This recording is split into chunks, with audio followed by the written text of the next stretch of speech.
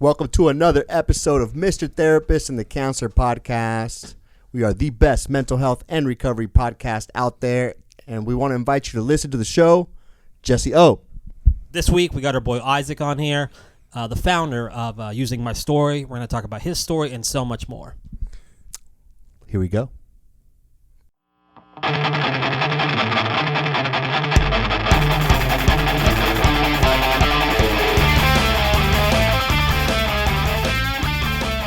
All right, what's going on? What's up, Isaac? What's up, fellas? Good to be here with you guys. So happy to have you in here. I wanted to talk to you about the Lakers, basically. That's the main reason we came out today. Well, we're praying for them. Man, dude, what's the deal, man? LeBron, he took a day off a couple of days ago, but I was actually there at Crypto. Yeah. And I actually ended up leaving like 10 minutes early. Yeah. Because we were just getting destroyed by like 30 points. LeBron still looks good, though, right? It's just like he can't go He took what a he used day to off do. or like a mental day off? He took like, he's physically there, but he's not there though. Yeah. Old. He's not doing good. Yeah. Old. Yeah. It looks like they're trying to bring Schroeder back though. Really? Yeah. But some people are saying he looks like he wants to get traded out. I That's heard a what they're little saying bit about LeBron. that. And some. Why is there so much hate around LeBron? Like he's such a polarized player. Before he came to the Lakers, I didn't like him either. Yeah. He was like a crybaby. That's what everybody knows. Yeah, him I think as. that's what I get a lot is like he complains a lot. He's very like dramatic on his like certain things, like kind of like playing up to the referees. So, but if you have him in your team, like he's like one of the best of you all love time. him. So You it's love just him. like this is great, you know. So So was he a crybaby before, or is he still a crybaby? You're just like I haven't seen him defending crying too much more lately. I overlooked that. All Hey, the I time saw now. a crazy stat though. It said LeBron James has played 35% of all NBA players in history. That's wild Damn. because he's been like He's been, yeah. I mean, he started an when he was OG. 18 or whatever. So yeah. who's your favorite Laker of all time? Favorite Laker, Kobe, Yeah, all day. no doubt. Yeah. You're not a Lakers fan at all, huh? Nah, You're just sitting here right now, right? Just basking Who do in. you like? I'm learning. I like to learn in conversations. He doesn't even like I basketball. don't like b-ball. What's man. your sport? Soccer, football, Oh, you like soccer? Yeah. soccer, and football. I could never get into soccer, but it's like the biggest sport in the world. It so is, dude. It's so fun. Yeah. My favorite player all the time. I know you're going to ask me, Manny. Thank you so much. Michael Cooper. Michael Cooper. Remember Oh, Cooper, the Mike Lakers back Cooper. in the 80s? Yeah, I never Yeah. heard. Cooper Loop.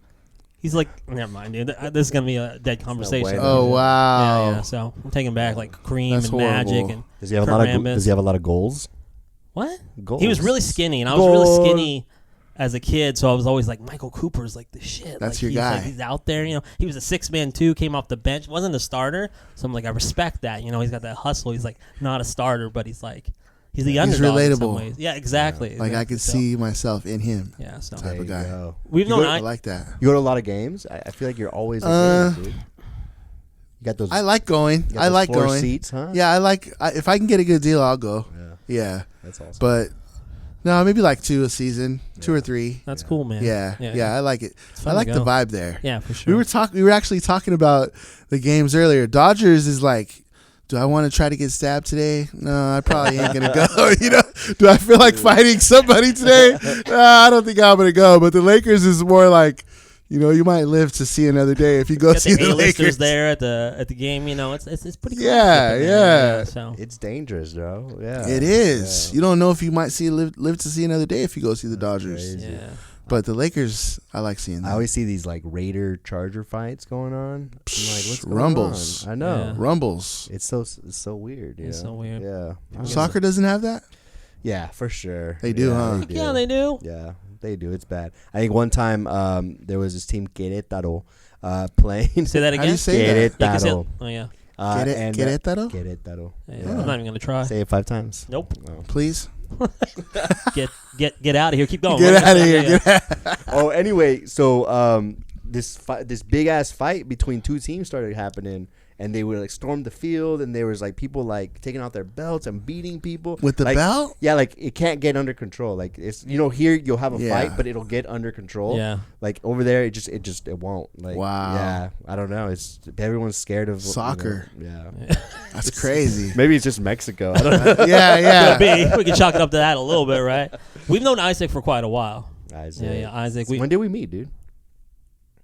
Maybe Tell 'em. 10 years ago? Yeah. 2000.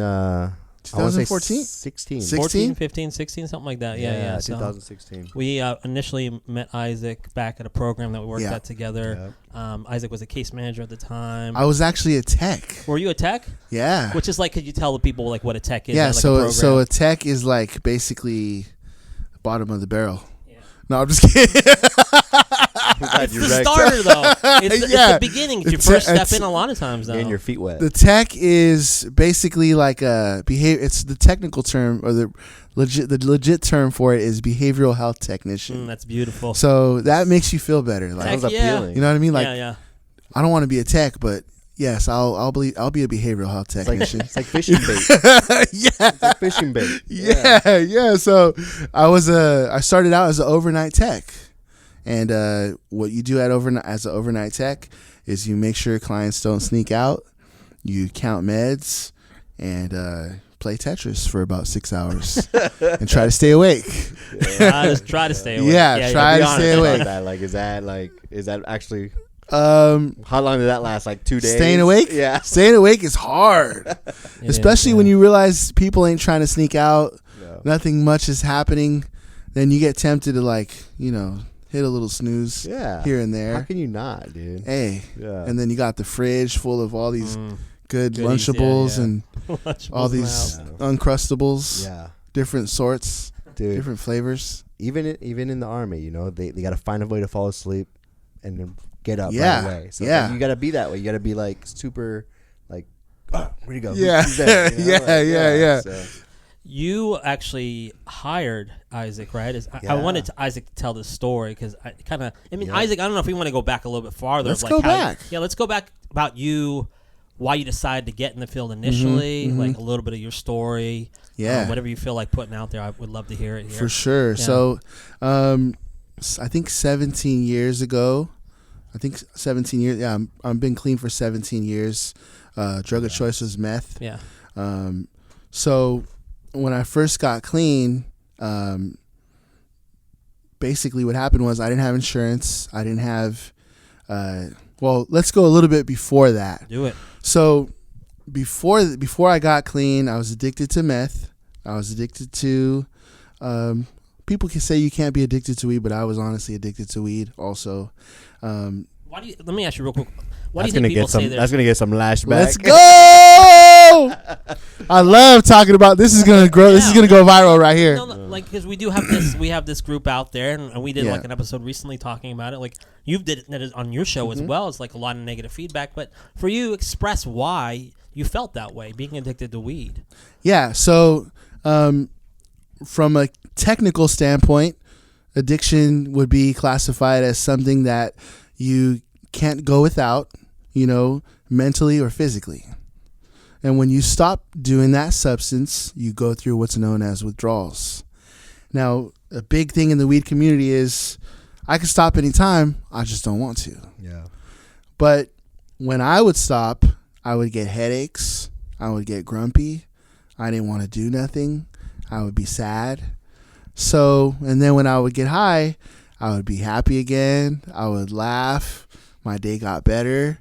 And so I had to realize, I am addicted, but also I don't want to stop. Yeah.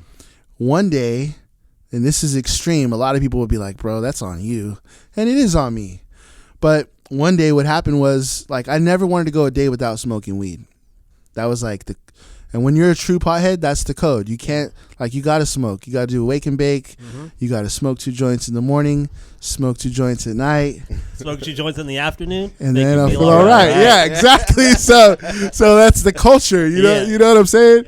And this was pre-weed store days. This is when you had to get a nickel or a dime, or, you'd be lucky to get some chronic or some kush. Yeah. And one day I ran out of weed, and it was like almost midnight, and religiously I was like, man, I need to get my hands on some weed, otherwise I'm gonna break. Like, I just can't go a day without smoking. Mm-hmm. So I was in East LA, and I told the dude, hey man, where's the weed at? And back then there was a thing called dry, and when people would say it's dry, then that means nobody has no weed. None of the connects have any. You have to wait for some new supply to hit the streets.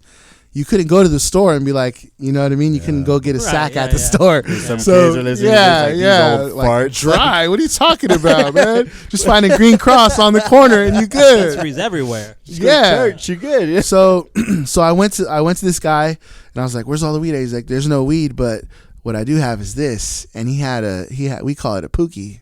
You know about a pookie, Jesse? So a pookie is a meth pipe.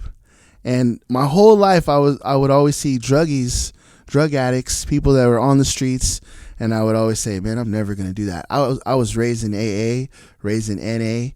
My mom and dad would drag us to meetings. They were big on it. Yeah. And so finally I was like, there's no weed. All there is this. He has a pookie. Mm-hmm. And I go, okay, let me do it. Because I just had to get high that day. So desperate for it. So, right? yeah. So I did that, and I became addicted immediately to meth. And I loved meth. Meth was my best friend. And I like to smoke meth and smoke weed. I never left my first love, which was weed. Yeah. But I started combining them and drinking some 40s, and I was having a great time. But one day, I was in a stolen car. I was in a van, supposedly. That's what they're saying, you know. And it was a vacation van. Like, it wasn't like an Astro van. It was like one of those vacation vans with like curtains in it and TV. Like, you know what I'm saying? Yeah. Like one of the like going to the beach. Yeah. This will be like, I'm staying here for like the next 6 nights. The back could turn into a bed. Yeah, you exactly. remember those? Yeah, I do. Those are like next level. Yeah. So I stole one of those, and I was in Commerce. I pulled out onto the street, and there was nobody on the street, just me. And I had some Ken Griffey baseball gloves on, driving this big old vacation van. I had a gun on my lap. Damn. And I hit a red light, and across from me on the next red light was a CHP. And I say the devil started talking to me. He started saying, "They know it's stolen. They know you got a gun. You shouldn't even wait at this red light." So it's just me on this side, it's him on that side, and it seems like it's the longest red light in the world. And then I just say, okay, I'm just gonna go. So I run the freaking red light right in front of the cop. Immediately he turns around, and they did know that it was stolen because there was a LoJack on that van. A whole bunch of cop cars get behind me. Ghetto Bird comes. I'm in a high-speed chase on a Sunday morning. How old were you again at this time? I was 20. Okay. Wow. Yeah. High-speed chase, Sunday morning, 7 a.m. And now the devil starts talking to me again. He says, they know everything you've ever done. They're going to get you, and you're not going to get out of jail for the rest of your life. He's like, you'd be better off just killing yourself. Wow. And I started thinking about it. I had that. It was a 357. I had it on my lap. And I was like, that's probably right. Like, I should probably just kill myself. And I was always taught, never kill yourself. You know what I mean? Because if you do, because I was brought up in a religious home, if you kill yourself, you're going to go to hell. Right. So I started thinking about that, and I was like, man, I'm not trying to do that. Yeah.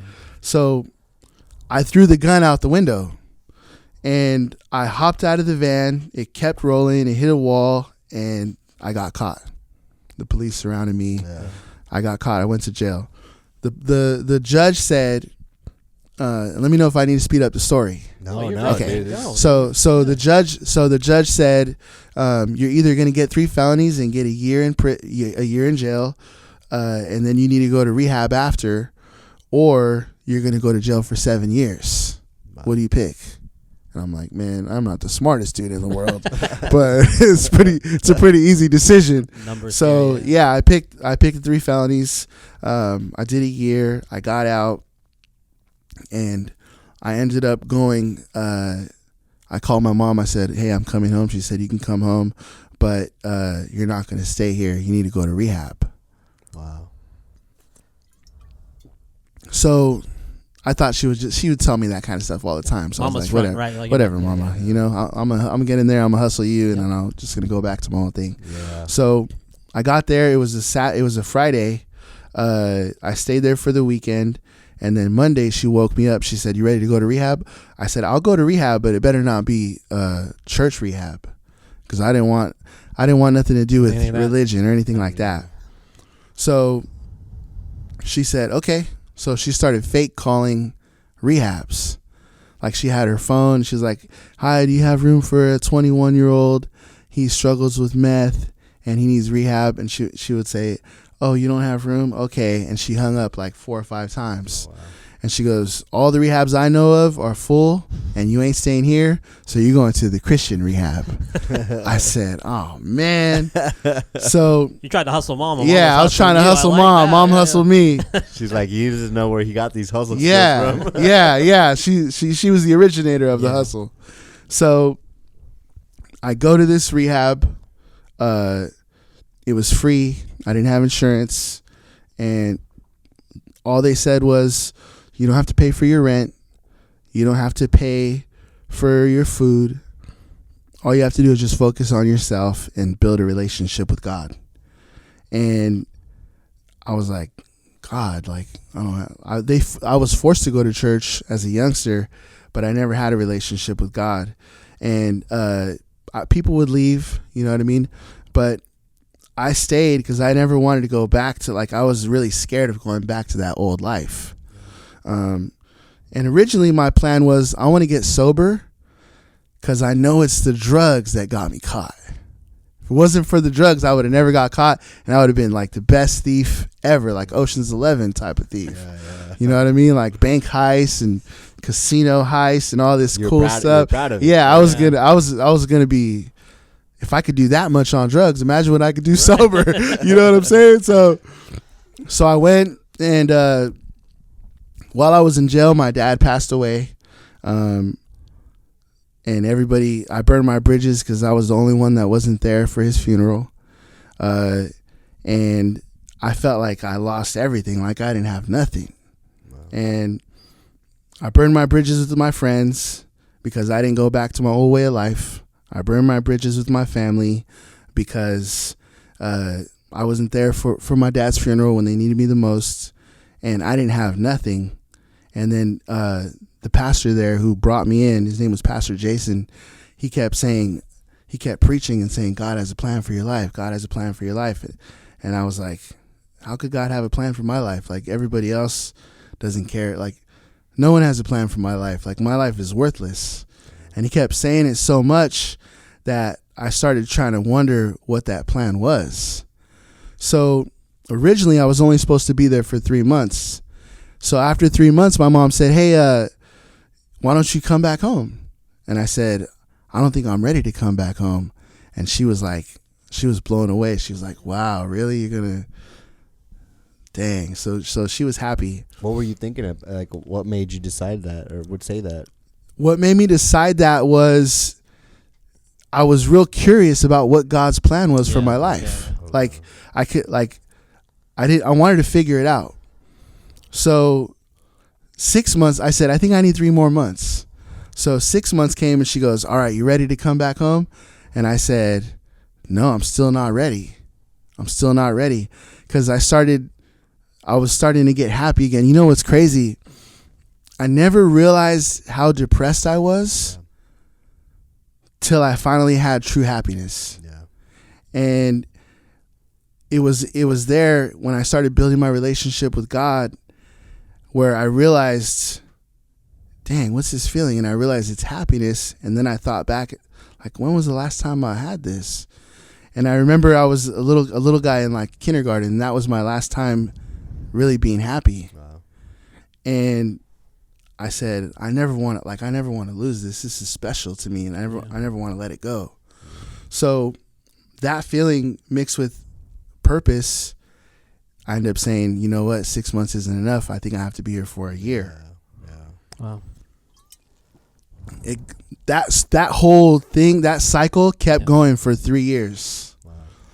to the point where she's like, okay, dude, this is ridiculous. You need to come back home. They want you home now. Yeah, she's like, you need to get a job. Like, you need to have a real life.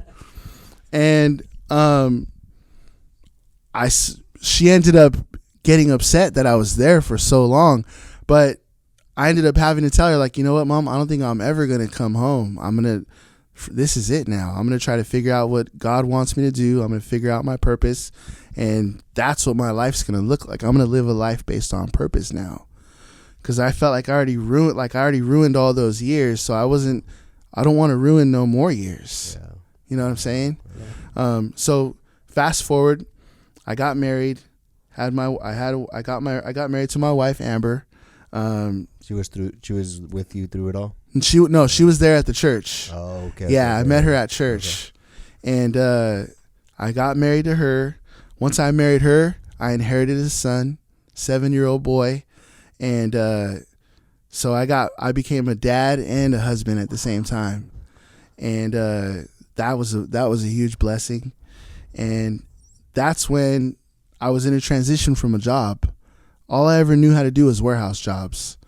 And I was in a transition. I call it transition, but I got fired. It's a transition. I didn't get fired. I'm just in a transition. I like the cleanup. You know what I'm saying? You know what I'm saying? Like, cognitive reframe. Exactly. So they're like, what happened to your job? I'm just in a transition, man.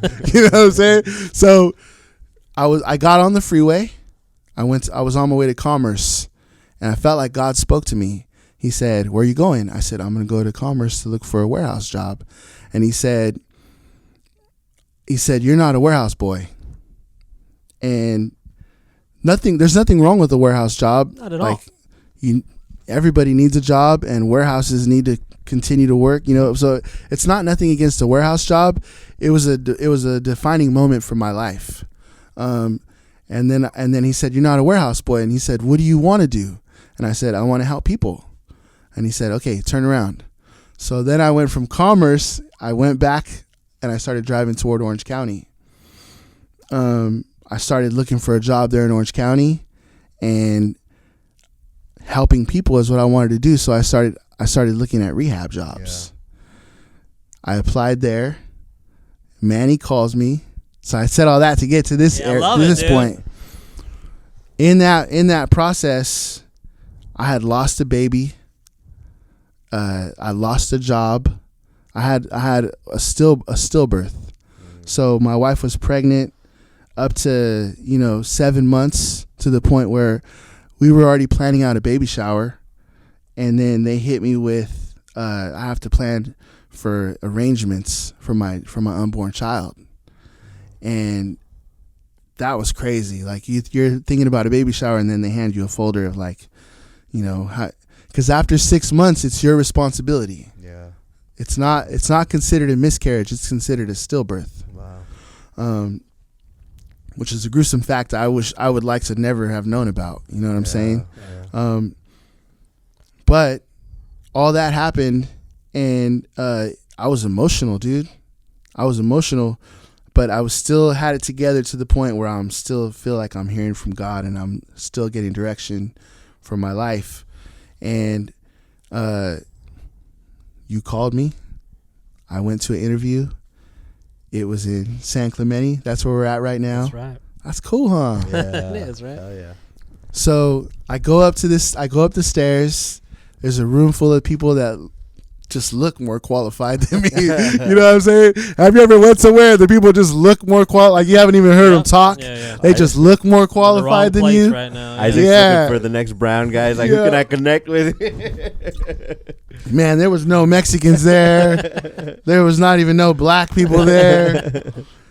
I was like, man, I should just walk out, right? All my insecurities started flaring up, and I was like, man, I drove all the way over here. I can't leave without doing this. So I finally get in that interview. It's a small little closet type of interview. Yeah. It was like a big old office, but it's just that med closet. It's like a phone booth fight or something. Like an enclosed cubicle. Yeah, it was small, man. And I get in there with you, and this is how I remember it. I want you to share how you remember it, but. We get in there, and we're having the interview. He goes, you got experience? Nah. Have you ever worked in treatment? No. And then he hit me with the question like, we got all these people experienced out there. Why should I hire them? Why should I hire you instead of them? And I was like, well, the reality is I've been helping people for free this whole time. So it doesn't, whether you hire me or not, I'm going to still keep helping people, but I would like to get paid to do it. And I was like, I think I had tears in my eyes, bro, because I was going through a lot. Yeah. And then he hit me with that question. I was like, I felt like that Will Smith movie. What was that movie? Pursuit of Happiness? Yeah, I felt like I was in Pursuit of Happiness, bro. So that's how we met. But I like hearing it from you. I remember interviewing you, but like I don't remember what I remember. I was interviewing so many people, so I don't remember what question I was asking. But what I do remember about our interview is like how much passion like you had. You know what I mean? Like I think it was like very vulnerable of you and very brave of you for you to just speak. You were just speaking from your heart. Yeah. I think at some point we were very formal in the beginning, and at the time I was like, man, like I'm hiring some people that like don't know what the hell they're doing. Like, like I need a W here. You know, like I can't just keep like picking up. Like unfortunately, the employees that we were getting weren't doing well. So I was like, I don't know. And so I remember being skeptical about everyone I was interviewing because everyone like came in like, oh, this guy looks good, Yeah. And so I can believe I probably asked you that question, like, why would I pick you? Like, why? But I do remember you getting like very emotional, and I connect with emotions. Yeah. Like, I'm a very emotional guy, so I was like, man, this guy seems like an amazing guy. Yeah. Like, just his heart, like. I can't see like this guy not being committed or if we have to talk to him about something difficult, like I think he could receive it and understand and just get the bigger picture. It's not like he's just coming in for a 9-to-5 job. Yeah. So I remember that was like something that stood out about the interview, and I thought it was great. I don't know if you felt like, man, I can't believe I cried in that interview, or if you were like, I'm happy. Talk about that, dude. I don't remember the details of it. Yeah, I got emotional. I just remember you got super emotional. I don't remember what you said. I remember that you were just telling me like you really want to work in the field. Like, I really want this job. And it was like you were just you put it all out there, you know. It was like, all right, like let's do this. Losing that moment. So, yeah. And then Jesse was like, why did you hire this guy? Wow, Jesse. Jesse goes like, you hired this guy? I should fire you.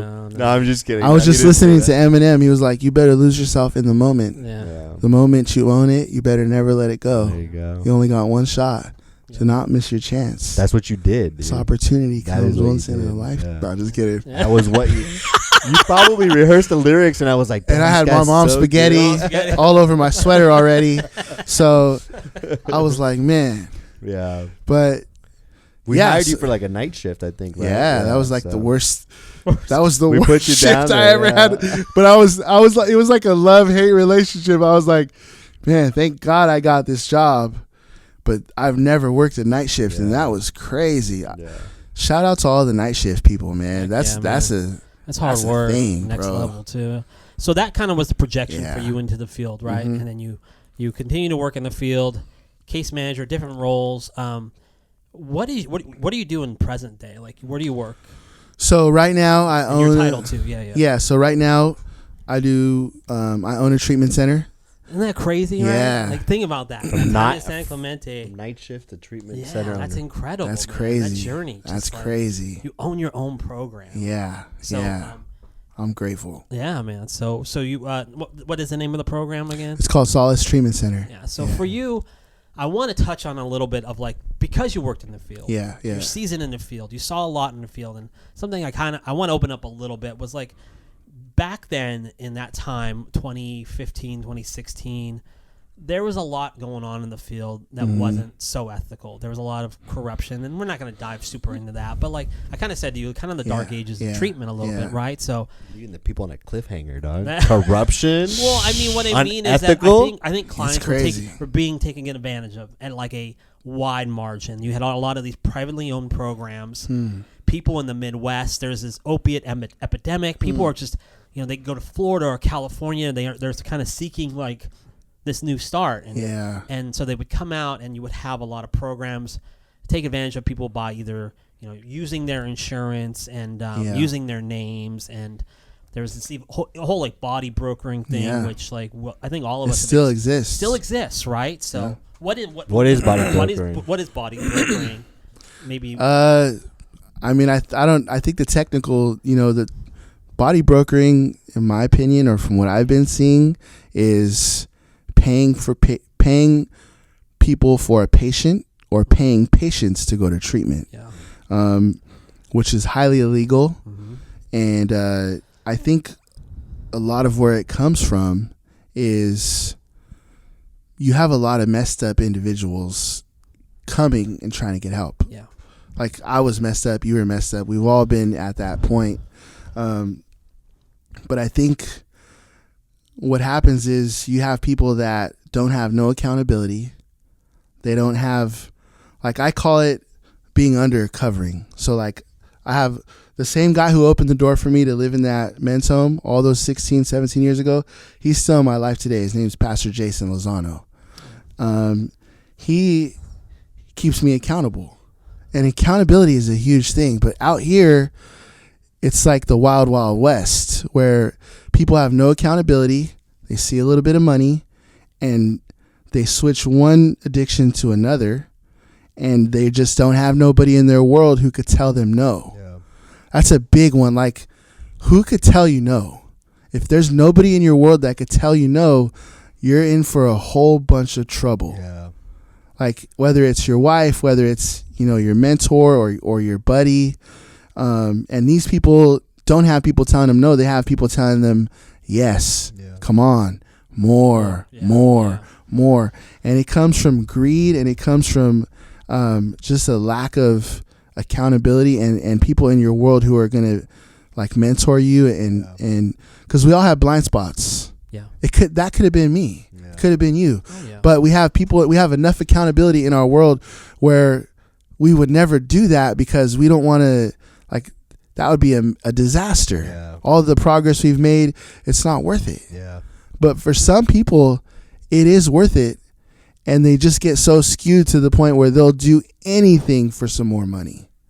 Especially if you're early. I feel like if you're early, like right now, you guys have a lot more to risk than you would have when, like, the first few days of sobriety, right? Yeah. Oh yeah. If it wasn't the pastor who you met with, but it was someone else, like, who took you under the wing, could have been different. And I want to highlight this process. So I think body brokering is someone pays a client to get sober, to go to a treatment center, and the benefit is that person sends the person to get help, gets paid by the recovery center for the referral, right? Mm-hmm. The recovery center gets paid by the insurance for the client coming in.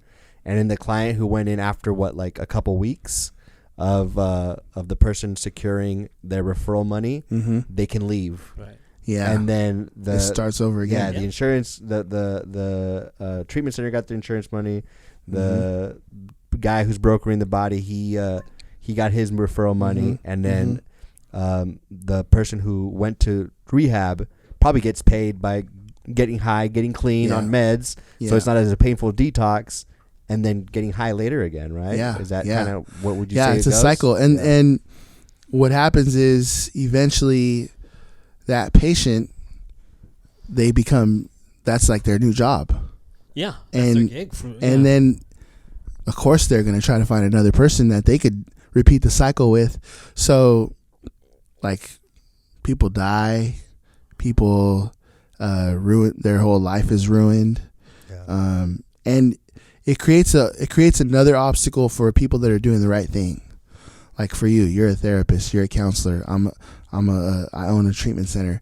We're all doing the right thing, but it puts a negative label on people that are trying to do the right thing and do good work. Yeah, and it's frustrating. I don't know for you, but I remember when I was running groups, like, it was like I was always so skeptical of everyone in the room, and I was like, who here is really here? Exactly. And who here is going to be leaving in 2 weeks, and just kind of poison, maybe even recruiting other people and enticing them to get off of their sobriety. And so it was really hard as a clinician to go in and try to like not know that that's going on. It was a sad and Yeah. scary time for me because, It was. and I say that, it's like I couldn't do my job efficiently. I almost felt like I was like this private eye, like I had to investigate people instead of just like trying to take them at their worth, and it was just like, it was, so unhealthy and heartbreaking, because you're just, I recognize like when people are desperate and they're looking for whatever they could take at that moment in time, and like, so financially, somebody came to me at one point in time and said, "Hey, we're going to offer you this and this," I would have been like gold, you know what I'm saying? I could still use drugs at some point, and like, but like, you're a victim in a way still when you're really that early. Yeah, take that's advantage true. of very hurt and sick people. So, but the reason Isaac, from my experience and talking to the man and being a friend of the man, like I've seen him try to make better of the field. Yeah. And so I kind of just, for you, like, how have you tried to improve the culture when it comes to treatment? Because it's, sometimes like maybe I turn a blind eye myself in the sense of like, I feel like it's getting better, but I know it's still out there. So how have you like improved the culture? How, what have you done with your program, your ethics, your, even your faith? Like, how have you like helped move that in the right direction? That's a good question. So, one big thing I've done, and, it's up for debate, but I rarely hire people that have treatment experience because of the bad habits, and you don't really know who you're going to get, because that's how prevalent it's become. Yeah. So you have no idea who you're going to get. So what I've done is I just started recruiting people that have a good work ethic. They're very sharp, very smart, hungry to grow and learn. And then I train them on the job. Yeah. And they don't know that world. Yeah. So that's one big thing we do that kind of, it keeps us out of that. Okay. You know what I'm saying? Yeah. But it's harder to do with a therapist or a clinician. Right. Yeah. But we've just vet our people really well. Good. Our interview process is, it takes longer than normal, but it's because we're trying to protect the community. We're trying to protect the culture. Yeah. And if we hear of a client that's doing any of that, they're probably there for another 15, 20 minutes. We don't allow it. We don't play with it. And it's sad because, sometimes I think maybe we could have been that place that could have helped them change their ways, but you really can't take that chance, bro. No, you can't. The risk is probably too costly, right? It is. Yeah. And you're putting someone else's life on the line. Yeah. It's like you don't really have a choice. So that's kind of how it's been. You would never think that would have to be how it is when you're helping people, but that's how it's become. Yeah. So even encouraging people to go to school, that way we have our own homegrown clinicians, homegrown case managers, homegrown admissions people, homegrown marketing teams, just because that's how I started, and I feel like there's nothing wrong with it. It does take a little bit longer, but the end result is better. Yeah. Yeah. Mm-hmm. Yeah. Before we started recording this, you even shared a little bit about the program, and I thought it was really cool how, just like you're saying about the housing and like, could you share a little bit about that? Yeah. I'd love to share with everybody. So the facility? Yeah. So we have it's about 7,000 square foot facility. Okay. We have 2 separate tracks. We treat mental health and substance abuse. Our big thing is we want to really help people with mind, body, and spirit. So we do a lot of fitness stuff. We do a lot of education. We like to get people, making songs and getting into the arts. Creative, yeah, and just try to really help people get everything they can for that amount of time. Yeah. And we work real closely with the clinicians. We have a really tight-knit community, and really just making it about the clients. Yeah, cool. I think something that I've come to admire from you, Isaac, is you started your own treatment center without a lot of education, right? Yeah, you have a lot of experience, but I think about that. I'm like, man, if that was me, that'd be super intimidating. Yeah, right? Because you probably have to talk to doctors, psychiatrists, nurse practitioners, therapists, all these like master and doctoral level clinicians. And then I'm sure you probably have to network with a bunch of like really high earning CEOs from other treatment centers and other places. What's that like for you? That process like for you? Is it like... And even just kind of like talking about, you know, when you're younger, that lack of self-confidence, like, you know, like, so yeah, how do you, just based on Manny's question there, like... That's a good question. I think that's a life question. Yeah. Because as long as you're taking steps, like taking risks and trying to, like, you really don't know what's going to be over there, but you just know you can't stay here. You have to, I think it's humility and just asking people the right questions and not trying to act like you know it all, because eventually people are going to find out you don't. So being open, being humble, and just saying like, hey, I don't know that, but I know that I know what I bring to the table. And so that's what I'm going to do. Yeah. But let me surround myself with people that are better at the stuff I'm not as good at. And then it's teamwork. So let me depend on you for what I'm bad at. And then you could depend on me for what you're bad at. And then together we could do something good. Yeah. Is that like a skill you feel like you've had a lot of times, or did you have to develop that throughout starting this process, or I don't even know if no, I mean I would have to blame that on my mentor, you know, Pastor Jason. He's big on leadership development, so we learn about things like, he's like, one big thing he taught me is everybody has blind spots. No matter how good you think you are, no matter how bad you think you are, no matter how much of a beast you think you are, you better be ready for correction, because if you're anti-correction, you're never going to grow. So I think at first the correction's like, you know, you have a bad, like, you could see on your face you don't like correction. Like, people will see your attitude is visible. Yeah. You know what I'm saying? But then after you start learning that people aren't trying to, correction is not rejection. So just because you're getting corrected doesn't mean you're getting rejected. Once you learn that, then you start welcoming it, and then people will give you more because you're not a hard person to correct. Yeah.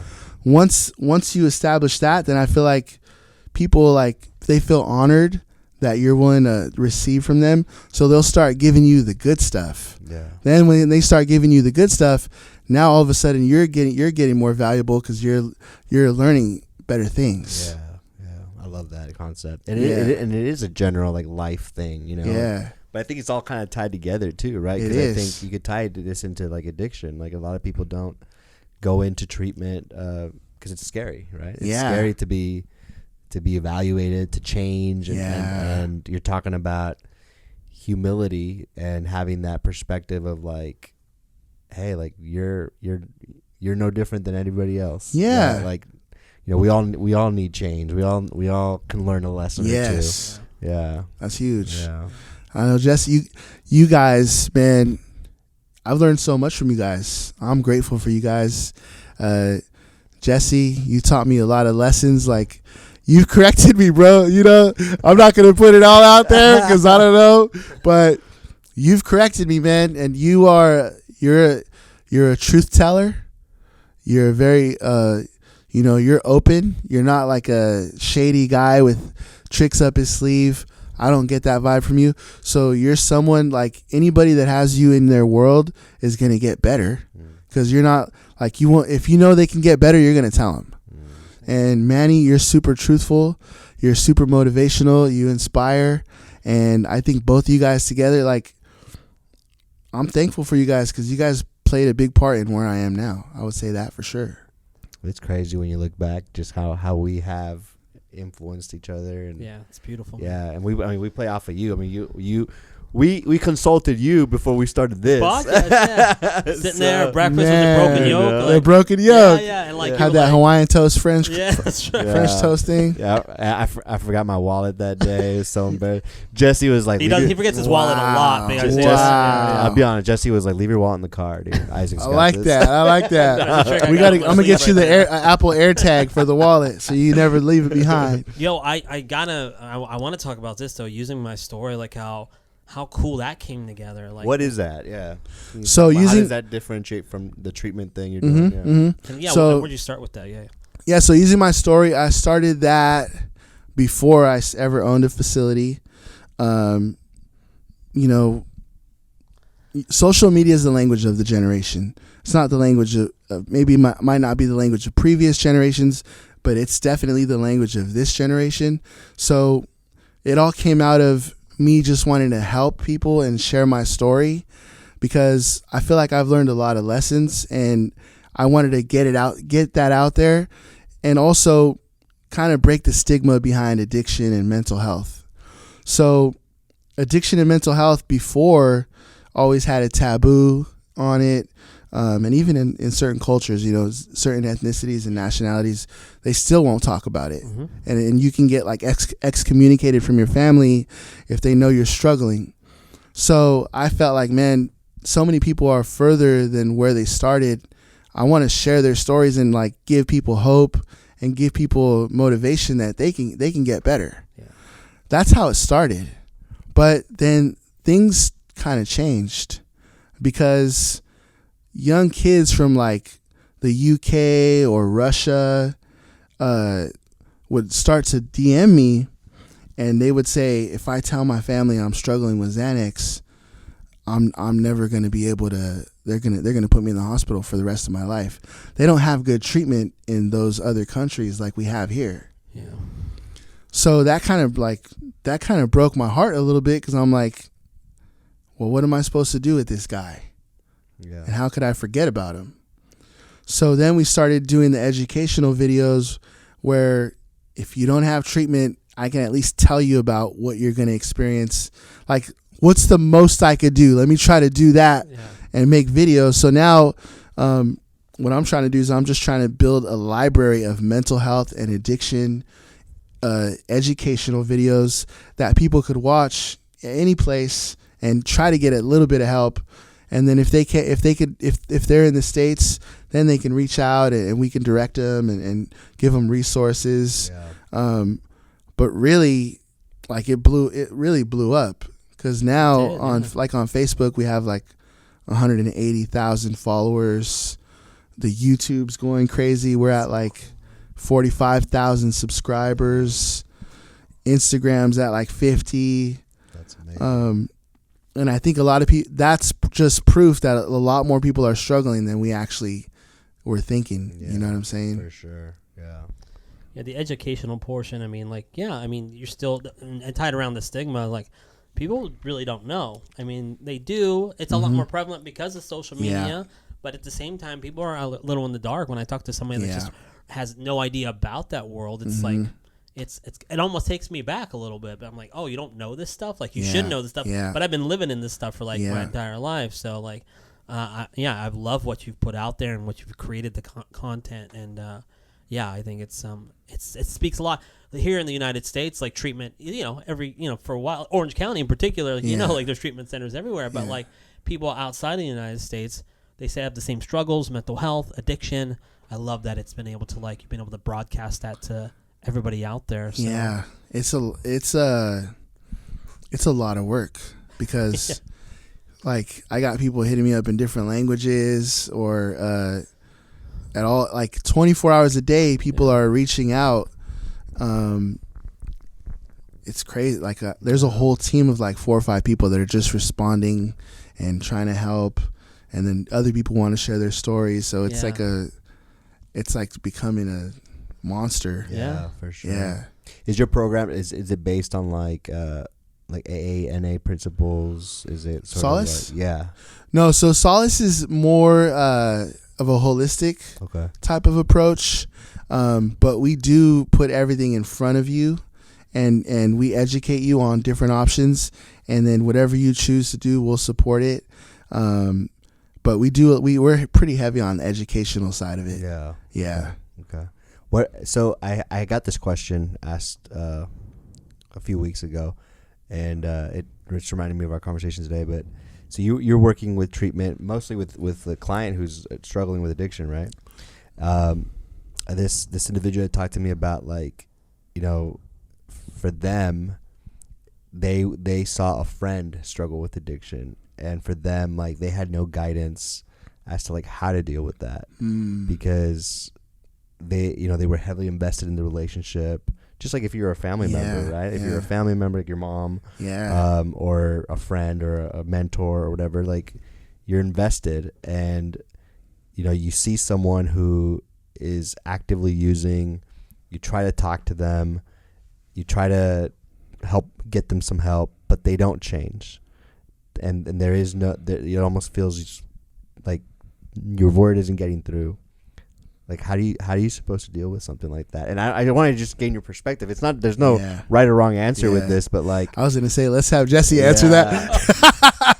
No, I mean, we can even have a discussion that's about a talk, that. man. That's a whole. I'll let Isaac go first. So. Yeah, I mean, hopefully this doesn't sound rough, but people got to be ready, man. Like, you got to hit your rock bottom, whatever that is.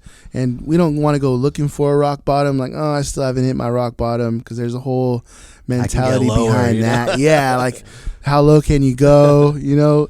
But I was, like, my mom literally sat with me across the table, and I was visibly, you know, really skinny and just dirty. I was on the streets, and she said, what would it take for you to just come home with me right now? And she was crying. She couldn't stop crying. And in my pocket, I had like a dub of meth. And I wasn't even moved by her tears, not even a little bit. Yeah. Like, I didn't even consider it. I was just like, man, when can I get out of here and go smoke the rest of this meth? Yeah. And I said, I'm sorry, Mom, but I ain't going to come home. And she goes, like, even if I just want you to come home and like just to have you home and we could figure everything out later. Just pouring it even if I could, yeah. Even if I could get you to do that. And I said, no, I'm sorry, but I'm not going to come home. And people, you know, you got to love them, but you got to have boundaries and be there for them when they need you, when they need help. Yeah. And when they're ready for them. When they're ready. I mean, I went to like 5 treatment centers, free ones, before I was ready, but I had to get ready first. Yeah, I agree. I think, like, you know, this is ideal, which nothing is ever ideal. Right. But ideally, you would be able to recognize that you're doing more work than the other person is. That's good. And at that point, take a step back and understand that they're not ready yet, and start focusing on yourself at that point. Mm-hmm. Like your grieving process of kind of losing that person in a way, because you've lost that friendship. They're not the same person, maybe, right? You've even maybe lost hope for them. Wow. And so there's a grieving process that has to be connected with that for yourself, and doing some work around that. Again, easier said than done, and it's never an ideal situation, but I feel like that would be, you know, that would be the direction to kind of go. It's like at some point you gotta like just stop, and it's like, you know what, when they're ready, because if I could stop myself now, not overwork myself, I can be ready for them when they're ready. That's good. Does that make sense? Yeah. Like, you got to be healthy if you're gonna help someone else get healthy. Yeah. That's good. Yeah. Cool, man. Yeah, dude. Brother, I just appreciate you coming out here today. As we've been wanting to get you on. I know things came up, big things. I mean, really unfortunate things. When it takes a long time to book someone, that's the person you want on your show. Man, I was like, I gotta get there no matter what. Everybody get out of my way. I don't want Jesse to challenge me again. I don't want Manny to cut me loose. Man. No, you show. No, I'm just playing. No, you show up for so many people. So, you know, you taking the time out of your busy life, you know, you said with your kids and everything like that, you know. So it really was an honor to have you here, my friend, and just thank you so much for coming out and rolling out here. So we'll put your contact info. Yeah. You got a treatment center. Yes, sir. We have Using My Stories, your social media platform. Yeah, we have Using My Story. We have Solace Treatment Center. Any one of those you can reach. You can get a hold of us. But thank you guys, man. I really appreciate you guys. You guys helped me to get where I'm at today, so I appreciate you, brother. Guys. Just talking to you, man, it gives me a fire, motivation. So it goes all the way around, man. So much love. Go Lakers. Go Lakers. Kobe. Goal.